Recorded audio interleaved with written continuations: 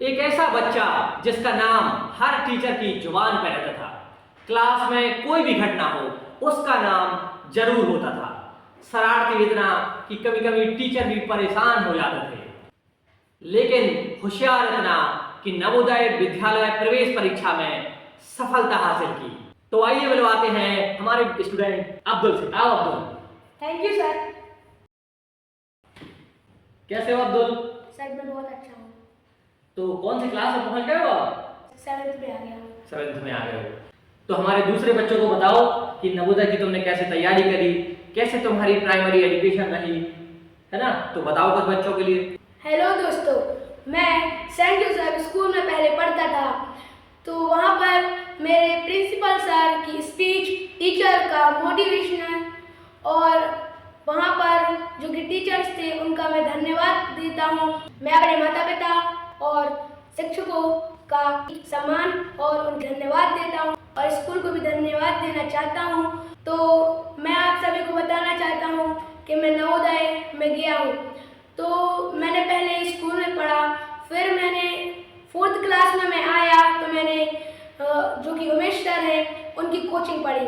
फिर मैंने उनकी कोचिंग पढ़ी तो उनने मेरे लिए बताया कि तुम जाओ और नवोदय की कोचिंग करो। तो फिर मैं नवोदय की कोचिंग की तैयारी करने लगा। फिर मैं स्कूल में था तो जब भी सर का फ्री पीरियड रहता था तो मैं उनके पीरियड में उनसे पूछ लेता था और वो मेरे लिए कभी मना नहीं करते थे कि नवोदय का मत पढ़ो। तो मैं हमेशा पढ़ता ही रहता था। फिर 5th में मैं आया तो मैं प्रदीप सर की कोचिंग गया। तो प्रदीप सर की कोचिंग में मैंने 5th की कोचिंग पढ़ी और फिर मैंने 18 फरवरी को मैंने एग्ज़ाम दिया। 18 फरवरी को एग्ज़ाम देने के बाद 24 तारीख को मेरा एग्ज़ाम का रिजल्ट आया जिसमें मैंने नवोदय क्रैक कर लिया था और उसमें सफलता पाई।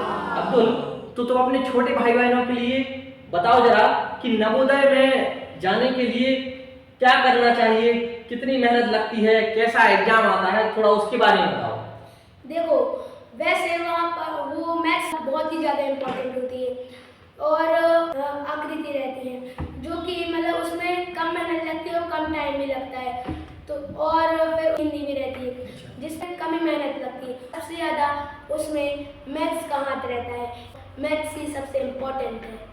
तुम बच्चों को जरा बताओ कि तुमने कब से तैयारी करी थी और बच्चों को उसकी नवोदय की जो तैयारी है वो कब से शुरू कर देना चाहिए?